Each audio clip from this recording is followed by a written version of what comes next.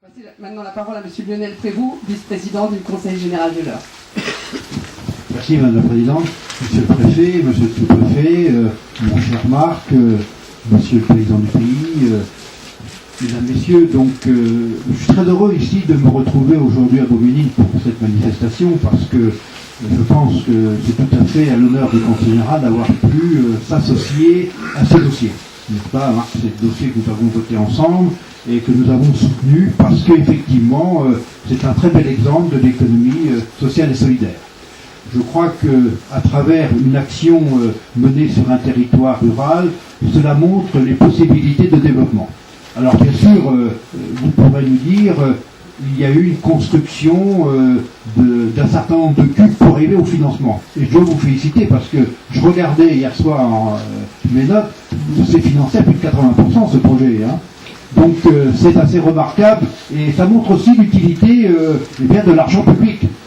Monsieur le Préfet, souvent on a des critiques sur l'utilisation de l'argent public. Ça montre que lorsqu'il y a des moyens et qu'il y a des projets, nous arrivons à financer des choses innovantes.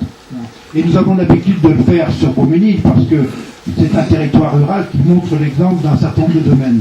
On a le potager à côté, on a le château. Et nous avons également, nous en parlions hier soir, n'est-ce pas Jean-Noël, les subventions qui ont été accordées pour l'ensemble du groupe scolaire. Là aussi, vous avez été innovant pour regrouper les éléments structurels des écoles sur ce canton. Vous avez également mis en place en premier lieu les nouveaux rythmes scolaires. Ça montre que dans un pays et dans un canton rural, eh bien, nous savons innover et vous avez des projets et nous sommes fiers de pouvoir vous les soutenir. Je crois que c'est ce qu'il fallait mettre en exergue en premier. C'est vrai que c'est des sommes importantes. Le Conseil général, c'est 110 000 €. La région en met encore un peu plus. Il y a des crédits du FEDER. Donc, vous avez mobilisé aussi les crédits avec la CRAPA. Vous avez vraiment monté quelque chose de sérieux. Donc ça, je crois que c'est vraiment, à mon avis, quelque chose de très fort. Alors, l'économie sociale et solidaire, c'était un concept assez vague. Au fil des années, je crois que ça s'est bien développé. Au niveau national, il y a une loi qui a été votée, je crois, le 17 juillet 2014, qui conforte l'économie sociale et solidaire, qui l'assoit sur des principes et qui permet son développement. Pour vous dire, dans le département de l'Eure, il y a, on estime à peu près 2000 salariés qui travaillent dans ce domaine, hein, avec des entreprises, parfois des micro-entreprises, avec des salariés, comme ça a été évoqué tout à l'heure. Donc c'est quelque chose d'émergent que l'on conforte et qui est important, non seulement ici dans l'Eure, mais dans la région et en France, et c'est quelque chose qui a été sacralisé d'ailleurs par la loi du 17 juillet 2014. Je crois qu'il y a encore des décrets à apparaître, hein, mais je pense que c'est la base solide pour faire développer cette économie sociale et solidaire. Et ça regroupe, on le voit bien à travers les éléments de cette maison que j'avais l'occasion de visiter il y a quelques mois.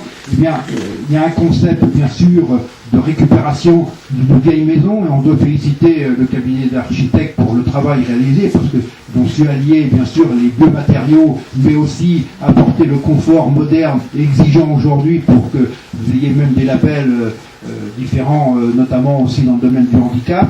Donc je pense qu'on peut faire des choses dans nos territoires à partir de cela, et je crois que c'est un bel exemple de réalisation architecturale, mais aussi d'utilité, parce que derrière, vous balayez les jarres, c'est très éclectique, puisque vous permettez, bien sûr, aux enfants, aux adultes, avoir aussi une activité, un business, à travers la location du gîte. Tout cela montre que lorsqu'on est intelligent, que l'on comprend bien les choses, eh bien on peut réaliser, et c'est tout à fait à l'honneur de l'association des miens à légumes. Ah. Un enfant qui... Voilà. Donc je terminerai en disant effectivement que ça s'imbrique avec le potager et le château. Je dois dire que nous sommes très attentifs également à la fondation et au château. Monsieur le Président, je dois vous dire que le dossier est en instruction dans les services du Conseil général. Vous m'avez posé la question hier soir, je l'ai vérifié effectivement. Voilà, je pense qu'on pourra lui donner un avis favorable. Et Monsieur Guyot, vous pourrez, j'espère, bien ouvrir au mois de juin le château, nouveau service avec la gourmandise. Ça va très bien avec la cuisine, puisque ça sera sur le thème de la gourmandise. Voilà, merci mesdames, messieurs, et puis bonne vie et bonne réussite à votre initiative.